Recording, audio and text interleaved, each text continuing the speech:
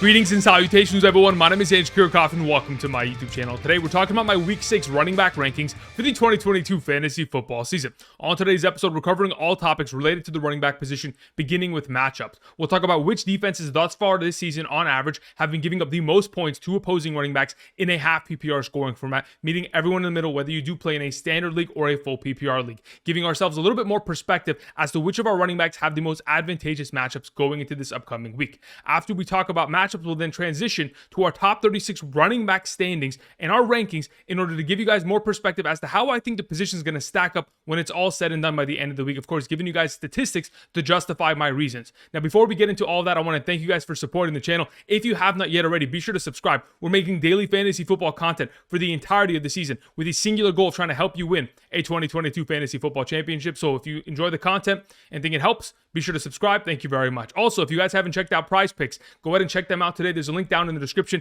If you want to get more daily fantasy at your fingertips, this is the way to do it. Go ahead and use promo code Andrew today. When you sign up and make a first-time deposit and use promo code Andrew, you'll be given a first-time deposit match up to $100. So for those of you who are trying to go ahead and play more fantasy football and get more action on a weekly basis, you can go ahead and do so via Prize Picks by picking more or less on given player statistics. And we'll go ahead and talk about that as we progress throughout today's video, as there are some running backs in terms of their rushing yard statistics going into this upcoming week where I like their overall potential for an entry. Anyway, go ahead and check that out. There's a link in the description. Thank you very much. All right, let's get into talking about our Week 6 running backs, beginning with matchups. Now, as I like to present to you all, on the right side of the screen, we have statistics that have been allowed by defenses to opposing running backs thus far this season. Of course, whether it is rushing attempts, rushing yards, rushing touchdowns, targets, receptions, receiving yards, receiving touchdowns, and fantasy points per game as a whole. Now, when you go ahead and look at this, obviously we see that the Los Angeles Chargers, Houston Texans, Cleveland Browns, Detroit Lions, they have been the worst teams in terms of stopping opposing running backs. And though this does give us a pretty wide spectrum of understanding as to who has the most advantageous matchups, when I've gone ahead and done research, majority of the data and information that I've collected kind of leans in the direction that receiving statistics when we're determining strength of schedule, especially at the running back position, doesn't really matter. So what I typically like to do is, yes, show this information for those of you who are trying to absorb this information, but also transfer over to isolating rushing statistics alone. So how many yards and how many rushing touchdowns thus far this season defenses have allowed to opposing running backs, and in that same equation, figuring out how many fantasy points per game they allowed from rushing statistics alone. As you can see, the Detroit Lions still at the top of this list, followed by the Cleveland Browns, Houston Texans, Los Angeles Chargers. Again, still the worst teams, but just at a little bit of a different scenario when we isolate rushing statistics. A couple of the stats that I specifically wanted to mention to y'all in regards to matchups. Thus far this season, the Cleveland Browns and the Los Angeles Chargers have been giving up more than 6 yards per carry on average to opposing running backs. A ridiculous statistic. Now, on the other end of the spectrum, the Buffalo Bills and the 49ers, they have given up the least amount of yards per carry.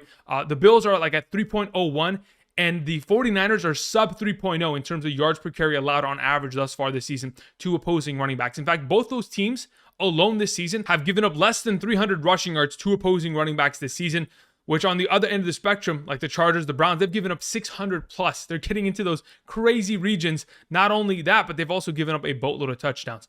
Now, a couple of the last couple facts that I wanted to mention before we get onto our running back rankings for Week 6 is the fact that the New England Patriots thus far this year have not given up a single touchdown to an opposing running back, whether it's on the ground or through the air. The Cowboys, they've only given up 1, and the Titans have only given up 1. These are just sneaky little pieces of information that I wanted to go ahead and present to you guys just so you have the full context and the scope of everything. Obviously, you can see these on screen, but those are the stats that I, popped off to me, and I was like, wow, those are actually quite significant, especially considering our number 1 running back for this week is Nick Chubb. And again, yes, he takes on the New England Patriots, and I designate every single matchup in a star rating, 1 star being the worst possible matchup, 5 star being the best possible matchup. And this week, he takes on the New England Patriots. They have not given up a single touchdown to opposing running backs yet. I have him here.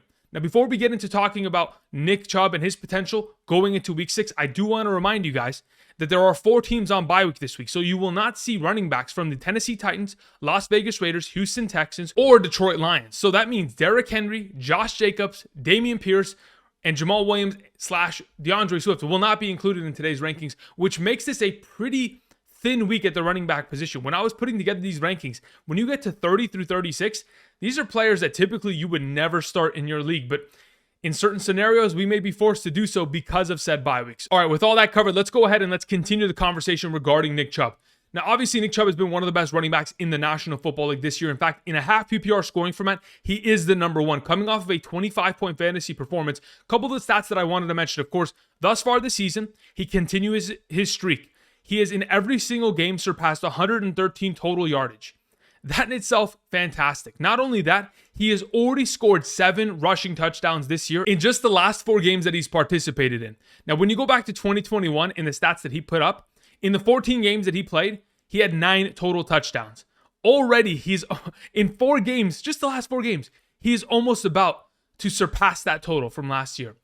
The amount of production that he has seen in the red zone, the ability to break away and be one of the most efficient running backs. Not only is he leading the league and the running back position in missed tackles forced, but he's also the best running back in terms of breakaway percentage and breakaway runs. This is one of the most elite running backs, in the performance, in the streak of games that he's putting, forward is just far too hard to ignore. The fact that he himself is scoring touchdowns and so is Kareem Hunt, and they're not really negating each other's value in that regard, is fantastic to see. Of course, Nick Chubb maintains our number 1 position.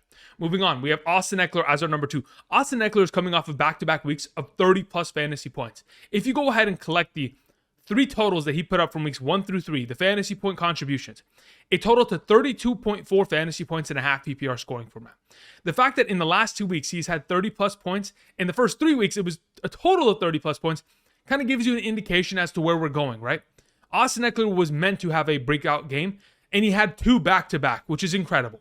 This upcoming week, they take on the Denver Broncos. Last season, when he took on the Broncos, 18.9 and 18.7. Those were the fantasy point contributions to our fantasy teams when he was up against that matchup. I will continue to say Austin Ekeler is one of the best backs in the league, and the fact that he only played 59.15% of the snaps last week, and Joshua Kelly had himself a rushing touchdown and had himself over 10 rushing attempts, that in itself leads me to believe that they don't have to run Ekeler out there every single time.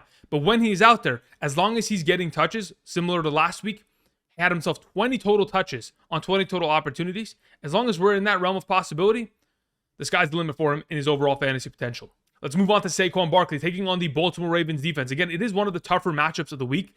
It is nothing that I'm too worried about because, again, when we're talking about Saquon Barkley in a run-first offense, in a team that, of course, is going to continue to utilize him at a maximum capacity, despite the fact that he even left Sunday's game against the Green Bay Packers in London early, only to return and score a touchdown and save our fantasy teams. My goodness, that was fantastic to see. Now, it goes without me saying we're going to start Saquon Barkley. Obviously, we are. The only thing that I wanted to mention before we move on regarding his section is that currently, right now, via Prize Picks, there is a more or less number in terms of a potential entry for rushing yards for him at 77.5. As of 3 of the last 5 games, he has been able to go more than that number. If we're going to be in that conversation this week of being in that 50-50 split, I'm probably leaning towards Saquon Barkley probably going over that number. He very easily could have surpassed that number just this last week if he had not left the game early. Again, he had himself 13 rushing attempts for 70 rushing yards, a 5.38 yard per carry average against Green Bay. So again, I'm expecting him to be able to put up this level of production, and especially with Daniel Jones still dealing with that ankle injury, there's a lot of potential for Saquon in the running game. Moving on to Christian McCaffrey, today's thumbnail for the video. Christian McCaffrey takes on the LA Rams, and the likelihood of the quarterback probably being PJ Walker is relatively high. Of course, they just fired Matt Rule. They're pretty much in a complete state of turnover within that offense, within that team. Baker Mayfield's dealing with an injury. The only question that I'm wondering is whether or not PJ Walker is going to continue to target the running back position now that we have a quarterback change. Because in the last 2 weeks, we finally saw Baker Mayfield want to target Christian McCaffrey, and boy, did that elevate his level of production. We got ourselves 21 targets and 16 receptions in just the last 2 games with Baker Mayfield and Christian McCaffrey. That in itself gives me a lot of confidence that hopefully going forward, the offensive coordinator is going to continue to key in on this and allow PJ Walker to check it down for the entirety of this game, taking on the LA Rams defense, which again is one of the tougher matchups at the position. That all being said, Christian McCaffrey, whether it's on the ground and through the air, he's got a lot of potential. And as long as he's getting those targets, he's an easy top 5 back. Moving on to Jonathan Taylor, our number 5. Now, we don't know the exact status of Jonathan Taylor. The assumption is that he is going to potentially play this week, but we don't entirely know what exactly they're going to go ahead and do and whether or not he's even going to practice today. That all being said, they do take on the Jacksonville Jaguars. So a couple of stats that I wanted to mention regarding the Jaguars matchup that they've taken on over the last couple years. When they play in Jacksonville, the Indianapolis Colts are a completely different offense than when they play at home. Again, since 2020, since Jonathan Taylor has been in the league, when he's played against Jacksonville, he's put up 11.9, 11.0, and 6.8. In the games where they've played in Indianapolis in this same matchup, he's put up 37.9 and 21.6. We have two different spectrums of production, and considering they are at home and they're taking on the Jacksonville Jaguars, and this offense is in desperate need of a consistent and efficient running game, if Jonathan Taylor's active, he's starting, and he's probably going to have himself a monster week. Moving on to Dalvin Cook taking on the Miami Dolphins defense. Now, the Miami Dolphins defense has typically been one of these defenses this year specifically that hasn't given up much yardage on the ground. Yet, just this last week, we saw Breece Hall, we saw Michael Carter, we saw that entire backfield dominate and score a boatload of fantasy points against that defense, which is kind of skewed in the opposite direction now. But the question is, can Dalvin Cook once again put together another great performance? Because he's coming off of a week against the Chicago Bears in which he scored 2 touchdowns, had himself 94 total rushing yards on 18 rushing attempts. My biggest concern as of right now is obviously touchdowns. Those are typically the most volatile statistics to go ahead and predict in a given week, in a given season. But the numbers that I really am resonating with as of late is his snap count. And for those of you who are looking at his snap count, the fact that he only played 57% this last week and Alexander Mattison is getting more looks as we progress, it honestly makes me feel better about the situation with Dalvin Cook in the long run. And I'll tell you exactly why. Dalvin Cook over the entirety of his career has been ran into the ground. And oftentimes he goes ahead and gets injured and misses a couple weeks every year. There's a reason why he has never had a full season in his entire NFL career. The fact that they're preserving him to an extent, using more Alexander Mattison, yet he is still as efficient as he has been, similar to the way that the Los Angeles Chargers are utilizing Austin Ekeler, that gives me an indication that this team wants to go ahead and keep him healthy for the full year. And I'd rather have a fully healthy Dalvin Cook for the full year than a little bit more, production and a couple more carries every game. If you can go ahead and take that off of his workload and get me more games that I can utilize him, it's better off for me. As of right now, via Prize Picks, his total in terms of rushing yards is 78.5. He's been able to surpass that number in 3 out of the last 5 games. Of course, he's dealt with injuries in some of those games, and he's dealt with some difficult matchups. But overall, I think there's a very good likelihood that he could surpass that number. For those of you who are interested in putting in an entry on that statistic, you can go ahead and do so. There's a link down in the description. Use promo code Andrew. Thank you very much. Moving on. Our number 7, we have Leonard Fournette taking on the Pittsburgh Steelers defense. Again, this is another running back that over the last couple weeks is seeing less snap counts, but yet just as efficient, if not more efficient, within their offense. Similar to Austin Ekeler, similar to Dalvin Cook, Leonard Fournette only played 62% of the offensive snaps, yet he had 14 rushing attempts, 11 targets, and 10 receptions. The fact that he put up 30.9 fantasy points was mainly due to the fact that he scored 2 touchdowns within the 1-yard line. Thankfully, Mike Evans had himself a reception down to the 1, and so did Chris Godwin, had a reception down to the 1-yard line. Then, the next 2 plays, we have ourselves Leonard Fournette 1-yard rushing attempt for a touchdown, and then the other one, Leonard Fournette 1-yard reception for a touchdown. If we continue to get, Leonard Fournette in the red zone, getting utilized on the goal line, of course, we're going to see fantastic production. But what really has stood out over the last couple weeks is his receiving utilization. In weeks 1 and 2, he had 6 targets and 4 catches. In weeks 3 through 5, he's had 24 targets and 22 catches. The fact that he's been getting this much opportunity, averaging over 7 receptions per game in the last 3 weeks, a lot of potential for Leonard Fournette, especially in a fantastic matchup against Pittsburgh. Moving on to Rhamondre Stevenson. Rhamondre Stevenson, like I've mentioned to you guys in the past, if anything happens to Damian Harris, he is a top 12 running back. And I 100% believe that, and I'm going to continue to go in that direction based on the incredible matchup that he has against the Cleveland Browns. Now, luckily for him, not only are the Browns horrible right now in terms of stopping the run, but he had the privilege of taking on this defense last year in a game in which Damian Harris was also injured. I mean, isn't that coincidence? It is. In this certain scenario, in 2021, Rhamondre Stevenson put up 25.4 fantasy points against this defense. The Cleveland Browns obviously have made some changes because of the fact that Austin Ekeler went for 170 rushing yards against them. They traded for Deion Jones, the middle linebacker of the Atlanta Falcons. They're trying to already fix their defense, which is going to be tough to do so because it's not just one player. It's not just one position that can fix it. It's a 12-man effort in terms of stopping the run. That all being mentioned, Rhamondre Stevenson's coming off a week with 161 rushing yards. I expect the New England Patriots and their run-first approach, whether it is with Mac Jones or Bailey Zappi, to run through this defense and absolutely dominate. Should be a fantastic week here for Rhamondre Stevenson, the starting running back for the New England Patriots. Moving on to Alvin Kamara, our number 9. Now, listen, many of you may be concerned about Alvin Kamara going forward, but his level of productivity, the fact that he was able to put up over 20 fantasy points with no touchdown in his scoreline is extremely impressive. You know, the only other running backs that I've ever seen consistently do that is Christian McCaffrey. And mainly because the receiving work that these running backs are capable of getting allows them to be in that conversation.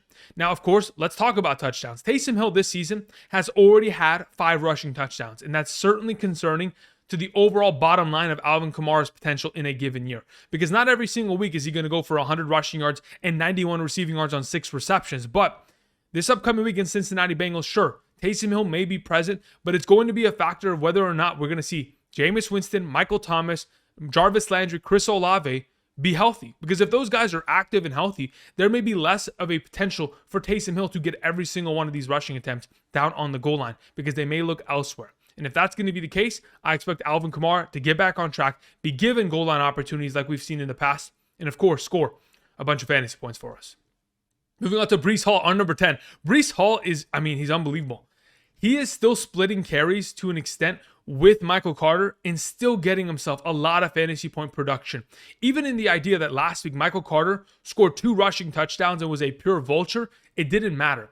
In the last 2 weeks, we have seen Breece Hall be given 43 total opportunities, while Michael Carter has gotten 24 total opportunities. The fact that he's almost doubling that number is ridiculous. And what we saw last week against the Miami Dolphins, especially a team that was good against stopping the run in prior weeks, was that Breece Hall and this rushing attack can purely run the ball on anybody. And luckily this week they take on the Green Bay Packers because the Green Bay Packers this season already have not been great in terms of stopping opposing running backs. So now that we're in a position where Breece Hall is coming off a week in which he played 69.49% of the offensive snaps, was given a total of 20 opportunities and 20 touches, had himself over, just the fact that he had 100 receiving yards on 2 grabs and 97 rushing yards and a rushing touchdown. Wow. He's in a pretty good position to succeed. And going forward, if this snap split is going to be 65-45 in the positive direction, of course, of Breece Hall leading this backfield, getting all those opportunities, again, he's a top 12 back with a pretty high upside going forward.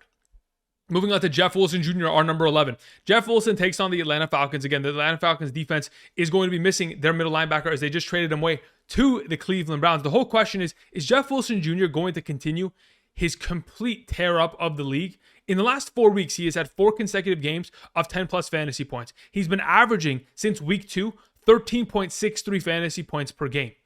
That in itself, on top of the fact that in back-to-back weeks, he has had himself a rushing touchdown and has been hyper efficient in the running game. Now they take on the Atlanta Falcons, who have, given up a boatload of points to opposing running backs. You just look at the last couple of weeks, whether it was Nick Chubb or just even this last week, Leonard Fournette dominating against them. There have been running backs that have found success. So I expect Jeff Wilson to continue that trend. As of right now on Prize Picks, his number in terms of rushing yards is 62.5. I think there's a very good chance that he surpasses that, considering he's surpassed that number in the last 4 consecutive games. That's another one that I'm adding to a potential entry and going on ahead and picking more on that number. Let's move on to the final running back within our top 12. We have Aaron Jones. Well, Aaron Jones has been, relatively quiet in the last couple weeks, putting up, single-digit points every now and then. I do want to remind you guys that this is only temporary. Aaron Jones is eventually going to get back on track. This is a guy that's playing 73% of the offensive snaps. And in comparison to the amount of opportunities we saw A.J. Dillon receive last week, Aaron Jones is still the number 1 RB on this team. Aaron Jones had himself 13 rushing attempts, 3 targets, while we saw A.J. Dillon had himself 6 rushing attempts just this last Sunday in London. I understand that you may be concerned about it, but let's just put this in perspective. Thus far this season, Aaron Jones has had 0 rushing attempts inside the 5-yard line. If we're going to continue in that direction, of course, this is worrisome, especially coming off of a game in which Mercedes Lewis, Alan Lazard, and Randall Cobb were the 3 primary targets inside the 5-yard line, 2 of those leading to touchdowns. But very easily, we could see in a given week, Aaron Jones score 2 touchdowns, and we wouldn't be surprised. In the last 2 seasons alone, he's had himself a minimum of 4 rushing touchdowns in both seasons from inside the 5-yard line. The touchdowns are coming. It's only a matter of time. And against the New York Jets matchup this week, I think this is the week, and a lot of touchdowns start pouring in for Aaron Jones. All right, let's go ahead and let's talk about our Week 6 running backs. Again, going ahead and giving you guys a little bit of a visual representation as to what my RB1s look like going into this upcoming week. Of course, we got some names here like Rhamondre Stevenson, Breece Hall, and Jeff Wilson Jr., who are making their first, debut amongst the top 12 at the position within my ranking. So obviously they're playing well, and hopefully they'll continue to do so. Be sure to go ahead and join us Sunday morning, 8 a.m. to 10 a.m. Pacific Standard Time. We'll be live streaming here on the channel, giving you guys updated rankings. Kickoff with Kirchhoff. We have updated rankings every Sunday morning at every single primary position, from running back to wide receiver to quarterback to tight end to kicker, and even defenses shared with you guys. So if you're interested, show up Sunday mornings to get some more help with your lineups. Thank you very much. All right, let's get into our RB2 conversation. Let's talk about Joe Mixon. Though Joe Mixon has been relatively underwhelming in the last couple of weeks, again, he still hasn't been able to get that touchdown. That is the biggest difference maker. That's very similar to the scenario that we were just mentioning in regards to Aaron Jones. Now, this season already, at least Joe Mixon has been given opportunity in the red zone, specifically inside the 5-yard line. He's been given 7 rushing attempts, and those 7 rushing attempts have led to 0 touchdowns. Very easily, we should have seen 3 or 4 rushing touchdowns within Joe Mixon's overall scoreline. And this is why I consistently tell you guys that if you have an opportunity to go ahead and trade for an Aaron Jones or trade for a Joe Mixon, you should go ahead and do so, because they're at such a discounted value based on the fact that they haven't scored touchdowns as of late at an extended rate like they should be. Going forward, those touchdowns are eventually going to accumulate. You go back to last season, inside the 5-yard line, Joe Mixon had 14 rushing attempts for 7 rushing touchdowns. Already in the first 5 games of the year, he has 7 rushing attempts inside the 5. If those numbers are going to continue to creep in a positive direction, touchdowns are going to flow in. And once, in fact, they do, he's going to be a fantastic fantasy option. Even though he takes on the New Orleans Saints this week, I'm expecting him to have a great contest. Moving on to Melvin Gordon, our number 14. Melvin Gordon has the privilege of taking on one of the easiest matchups of the week, the Los Angeles Chargers. His former team, in fact. So this is a bit of a revenge game, but he's taken them on in the last couple years and not had massive weeks. But nonetheless, the Los Angeles Chargers in the last 3 consecutive weeks have given up 100 rushing yards and a rushing touchdown to singular running backs in every single week. Of course, you go back to the matchup against the Jacksonville Jaguars. James Robinson, over 100 rushing yards, had himself a rushing touchdown. The week after, Dameon Pierce, over 100 rushing yards, had himself a rushing touchdown. This last week, Nick Chubb, as you can expect, over 100 rushing yards and a rushing touchdown. Not to mention the fact that Nick Chubb wasn't the only running back in this offense also scoring. Kareem Hunt had himself over 40 rushing yards, had himself a rushing touchdown in that game.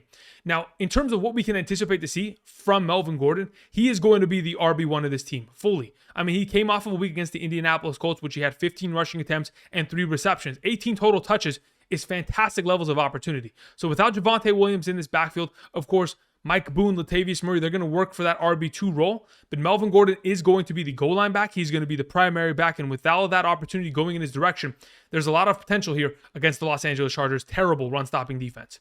Moving on to Raheem Mostert, taking on the Minnesota Vikings. Speaking of a terrible run-stopping defense, the Minnesota Vikings have been giving up nearly 15 fantasy points per game to opposing running backs on the ground alone.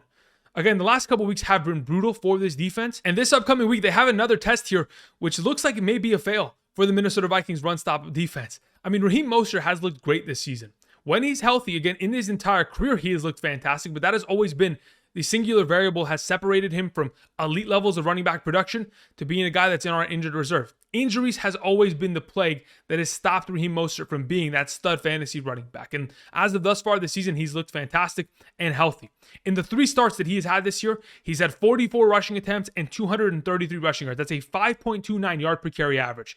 As long as we continue to see the trend of Chase Edmonds now being the 3rd string back and Myles Gaskin getting more touches and snaps than him, Raheem Mostert has this entire backfield to himself, whether it is on the ground, through the air, and in the red zone, which makes him a fantastic running back option. Moving on to David Montgomery, taking on the Washington Commanders on Thursday Night Football. Yes, they do have a short week, and David Montgomery is coming off of an injury, but yet this past Sunday, he had himself all of the opportunity within this backfield. In fact, played 72% of the snaps and handled 80% of the running back opportunity. Had himself 12 rushing attempts, 4 targets, 4 receptions. Had himself a total of 82 yards and a touchdown. Fantastic. They take on a pretty relatively advantageous matchup. It is one of those middle-of-the-pack matchups where it could go either way, depending on the talent of the running back. And I anticipate this offense to, of course, run the ball and do it relatively often because Justin Fields, yes, he is getting better in the passing game, but typically hasn't been asked to do much in the passing game this year. As long as he's checking it down to David Montgomery, Khalil Herbert is going back to being his RB2 status that is only valuable when, in fact, David Montgomery is out, which it looks like that's going to be the case. I'm expecting David Montgomery to have himself a pretty solid RB2 performance this week on Thursday night. Moving on, we have James Robinson on number 17. Earlier this year when he took on the Indianapolis Colts, he had himself a pretty good game. 23 rushing attempts, 64 rushing yards. That's relatively inefficient, but a rushing touchdown, 2 catches on 2 targets, 14 receiving yards. A pretty good game of 14.8 fantasy points. We'll take that even though it's inefficient, as long as opportunity was there. But as of late, opportunity has not been there for James Robinson. In fact, Travis Etienne in each of the last 2 weeks has outsnapped James Robinson and is getting into a position to even outtouch him. That is very concerning for those of us who have James Robinson coming off of 2 very disappointing weeks against the Philadelphia Eagles and again this last week where he should have had a massive performance against the Houston Texans' terrible run-stop defense. At this moment, James Robinson is still, in my eyes, the starting primary back of this team and is going to be given the lion's share of majority of rushing attempts. But if we get into a scenario where Travis Etienne continues to prove himself and continue to be efficient, we may see a 50-50 split in this backfield, which may lower the overall value of James Conner, especially against a defense like the Indianapolis Colts, which is pretty, good in terms of stopping the run. They've been relatively stout all season long. I think there could be an opportunity here for James Robinson to maybe slow down in comparison to the weeks we've seen earlier this season. Moving on to James Conner, we have our number 18 here. Now, the assumption is that James Conner plays this week. Cliff Kingsbury has come out and said that James Conner is quote-unquote okay. We're being cautious with him. We don't want to go ahead and re-aggravate the rib injury he's currently dealing with. So, under the assumption that James Conner is the lone back of this offense, I think he could have himself a fantastic week. Because again, the last time he's taken on the Seattle Seahawks in 2021, 18.4 fantasy points and 24.3. Typically, Cliff Kingsbury knows how to go ahead and take on Pete Carroll's defense and dominate against them. And it's typically through the running back position. So hopefully we're going to see James Conner have himself a bounce back week here. If he is able to do so, in my opinion, we're taking him and we're trading him immediately right after. But as of right now, we're hoping that he can have himself a fantastic breakout performance here. We've desperately needed to see such a thing. And to be honest, the Seattle Seahawks, they're coming off of a week in which they gave up 100 rushing yards to Alvin Kamara. They gave up 100 plus rushing yards to Taysom Hill. The week prior, they gave up 100 rushing yards to Jamal Williams. And even the week before that, they gave up over 140 rushing yards to Cordero Patterson. 4 running backs in the last 3 weeks with over 100 rushing yards against them. That in itself, I mean, I considered even Taysom Hill running back in this scenario, but that in itself, pretty ridiculous. James Conner, please pop off. Have yourself a great week here because we desperately need it. Moving on to J.K. Dobbins, our number 19. Again, J.K. Dobbins is a fantastic running back. The only issue is his level of opportunity and the amount of snaps that he is playing. Only played 40% of the snaps and only had 57% of the running back opportunities on Sunday Night Football against the Cincinnati Bengals. That, in my opinion, is a little bit concerning, despite the fact that he was efficient. 8 carries, 44 yards, 5.5 total yards per carry. It's great numbers, but my issue is if he's not continuing to get 12 to 15 rushing attempts per game, they're still in this transition period of getting him acclimated. And if that's going to be the case, he is not as trustworthy, even in a good matchup against the New York Giants defense. So with that all being said, I have him as this fringe lower end RB2 that hopefully he's accompanying his performance with a touchdown to get him over the hump. Outside of that, he's probably an RB3 in this given week. Moving on to Miles Sanders, our number 20. Now, Miles Sanders unfortunately has to deal with the fact that Jalen Hurts is one of the best running quarterbacks in the National Football League and currently right now is the number one NFL player in terms of rushing attempts inside the 5-yard line and total rushing touchdowns inside the 5-yard line. He has 10 attempts for 5 rushing touchdowns inside the 5. No other player, whether running back or quarterback, has those numbers or are even relatively close. I think Jamal Williams is the next highest, 8 rushing attempts and 3 rushing touchdowns inside the 5. So overall, Jalen Hurts is definitely killing the value of Miles Sanders. But there have been given weeks where Miles Sanders scores that rushing touchdowns and he's able to go ahead and put himself forward and get himself a 15 fantasy point week. We very easily could have seen that this last Sunday, but unfortunately, the touchdowns went in the direction of Jalen Hurts. So we're going to continue to see that, but going forward, he is still an RB2 option because of his productivity and opportunity on the ground that he is getting within this offense behind one of the most talented offensive lines. Yes, they take on the Dallas Cowboys, who have been one of the better defenses, who have only given up 1 rushing touchdown to opposing running backs this season. I think it's a tougher matchup, but at this current moment in time, I still want to play Miles Sanders because I still think he has a lot of potential upside if Jalen Hurts just wants to hand off that ball to him on the goal line. Moving on, we have Kenneth Walker, the number 1 waiver wire pickup of the week. Again, if you have Fab, you should unload the clip. I'm not saying get rid of all of it, but I'm saying a lot of it should be, moving. Maybe 50%, because when we're talking about running backs that can immediately make an impact, a second-round pick out of Michigan State. Again, I've talked about second-round running backs that were selected in the first 50 picks of their draft a lot this offseason. I talked about it in regards to Breece Hall, and I talked about it in regards to Kenneth Walker. So not only have we seen Breece Hall step up, but Kenneth Walker is next, and he takes on the Arizona Cardinals. And when you've gone ahead and looked at the history of the Seattle Seahawks taking on the Arizona Cardinals, they've always had their number in terms of running the ball. And they're going to continue to be in that position where they're going to hand the ball off to Kenneth Walker, give him that 15 rushing attempts per game that we saw Rashad Penny get in those positive game scripts. And if we're giving him 15 rushing attempts, I think this number on Prize Picks of 58.5 rushing yards should very easily be eclipsed. So therefore, I'm adding him to one of my overall entries for this week as a more on that given statistic. Moving on, we have ourselves Kareem Hunt as our number 22. Again, Kareem Hunt, the averages that he has put up this season is 66 yards per game and 3 receptions per game. If we're going to go ahead and at least see just about 8 fantasy points per game per week on average from him from receptions and total yardage, all he needs is a touchdown every single week, and he is quite literally in that conversation of being a top 15 back. Obviously, touchdowns have been very elusive to him because Nick Chubb over the last 4 weeks has scored 7 touchdowns, but eventually Kareem Hunt will continue to score touchdowns just like he did last week. As of right now, he's getting a boatload of opportunity. It is a tougher matchup, but in my opinion, if you're going to get yourself in that 8-point range and only need a touchdown to get over the hump in an offense that wants to utilize their running backs as much as they have, especially down on the goal line, Kareem Hunt, easily a top 24 back. Moving on to 23, we have Clyde Edwards-Helaire. Like I mentioned a little bit earlier, the Buffalo Bills are only giving up about 3.01 yards per carry on average this season. Clyde Edwards-Helaire is coming off of a week in which he was very underutilized and quite frankly underperformed because of the defense that the Las Vegas Raiders put forth. Again, last night, we only saw Clyde Edwards average 1.67 yards per carry, which is, that's brutal. He could have had himself 2 touchdowns very easily. In fact, one of them was literally a yard away and the other was 2 yards away, but he stepped out of bounds. There were good chances for him to score 2 touchdowns and have himself a 18-point fantasy week very sneakily. But unfortunately, that wasn't the case. And we're going to hope that he has that touchdown upside. But as of right now, going against a really tough defense in a higher scoring matchup, yes, he's going to have himself touchdown upside in the receiving game, but running the ball may not be as successful as we wanted it to be. Moving on to Ezekiel Elliott to finish off our RB2 conversation. Zeke is in a pretty good spot. I mean, they take on the Eagles. He has had himself a pretty successful career against the Philadelphia Eagles. If we go back to last season, in the 2 games he took on the Eagles, 9.5 fantasy points, and then he had himself a game in which he had 25.1 fantasy points. In both those games, 17 plus rushing attempts, over 90 plus yards in both those contests. I mean, it's very similar to what we've seen him get in terms of opportunity as of late. Coming off of a week of 22 rushing attempts, 78 rushing yards, while he's getting 22 rushing attempts, and we're only seeing Tony Pollard get 8 rushing attempts, yet Pollard is that much more efficient. Obviously, they're going to try to run Zeke into the ground until they have to use Tony Pollard.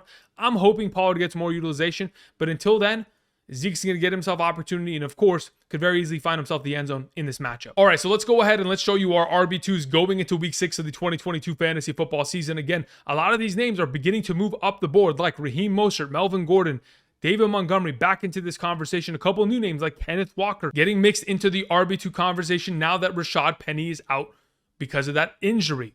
So going forward, of course, these are names that we're going to often see in the RB2 conversation, but we're hoping can eventually get themselves as RB1s.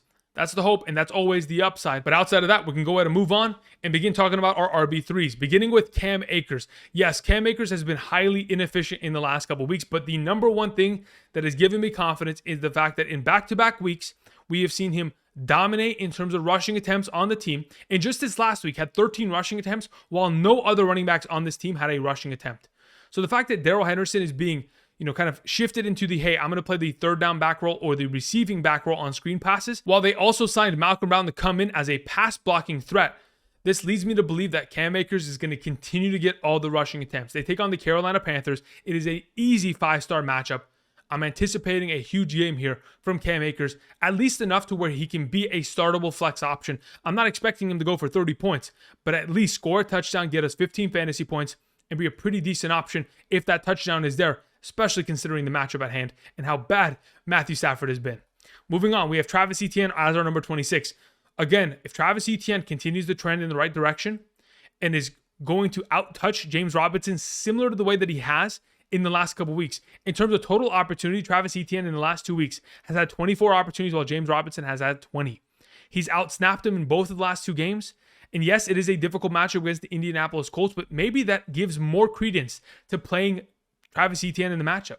If they're not going to be able to run the ball early and it's going to be quite inefficient with James Robinson, they'll immediately pivot to Travis Etienne because they know he is not only an efficient runner, but he can get the job done through the passing game, which we of course saw last week with 5 total targets, 3 receptions, 43 receiving yards. I'm hoping Travis Etienne finally gets back on track and is that guy that we purely expected in the preseason. But as of right now, it's just speculation, and we're just going to have to hope.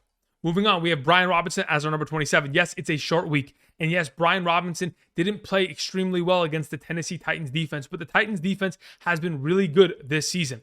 Now, taking on the Chicago Bears, this is a 5-star matchup. They're giving up 17.42 fantasy points per game in rushing statistics alone on average to opposing running backs. So why not go ahead and start the running back who is dominating his backfield's rushing attempts?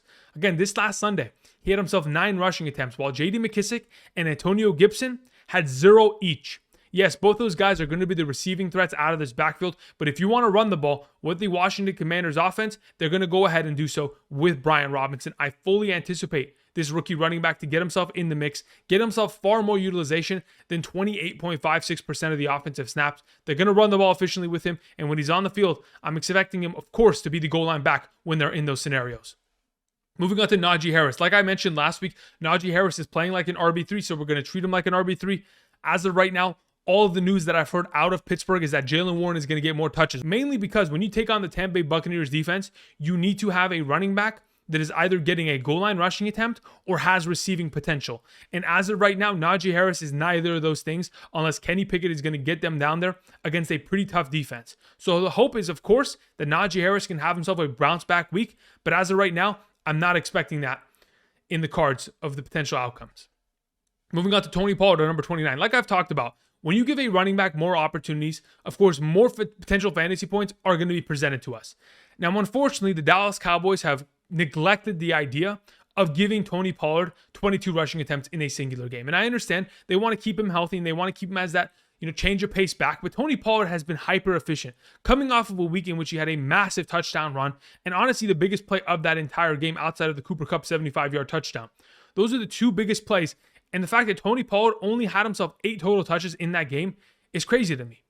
Yes, it's an advantageous matchup against the Philadelphia Eagles, and we could see him get himself over 10 rushing attempts. But why not go ahead and give him 15, 16 touches within the given game? We've seen him be fantastic in fantasy when given those opportunities. I'm just waiting for the moment where they finally realize and wake up one day, wait, Tony Pollard's better than Ezekiel Elliott? Let's give him more touches. Hopefully this is going to be the week, but I doubt that's going to be the case. Moving on to Devin Singletary. Devin Singletary, in weeks 3 and 4 was a complete machine. In terms of 16 total receiving targets, had himself, 11 receptions in those 2 games, was playing himself, 78% of the offensive snaps. Those are fantastic numbers. But because of the game script this last week against the Pittsburgh Steelers, because it was a one-sided affair, we saw Devin Singletary pretty much disappear within this game. We saw a lot of James Cook in the late half of the game, and there's a reason why. It's because the game was over. Why go ahead and utilize Devin Singletary when the game is already over? I anticipated Devin Singletary to score prior to him leaving that game, but unfortunately was not able to do so, but at least was able to get himself a 7-yard per carry average. Now, speaking of running the ball, the Kansas City Chiefs had their hands full this last week against Josh Jacobs, didn't they? Now, hopefully, the Buffalo Bills can pick up on some of these things, but as of right now, I expect this to be a pass-heavy offense. Therefore, Devin Singletary, a little bit lower in my rankings than usual. Moving on, we have Tyler Allgeier as our number 31. Tyler Allgeier at this current moment this season has 0 rushing attempts inside the 5-yard line. In fact, in the last 2 weeks, we've seen Caleb Huntley and Avery Williams dominate those rushing attempts inside the 10-yard line. So, Tyler Allgeier, if you don't have potential touchdown upside, you're purely just a matter of rushing yardage and maybe a potential reception, though I don't think he is capable of getting any targets out of this backfield. So as of right now, if we're purely just basing this off of rushing statistics against San Francisco, who is giving up less than 3 yards per carry, this is something that I'm not too interested in, especially when we're talking about having a mobile quarterback that could also take away some of his perceived value. Moving on to A.J. Dillon. Now, speaking of being awful in the last couple weeks, A.J. Dillon just hasn't done anything since week 1 of fantasy football. Even though he's coming off of a week in which he was hyper efficient in his rushing attempts, 6 carries for 34 rushing yards, a 5.7 yard per carry average, he really just completely fell off. 6 rushing attempts, 0 targets.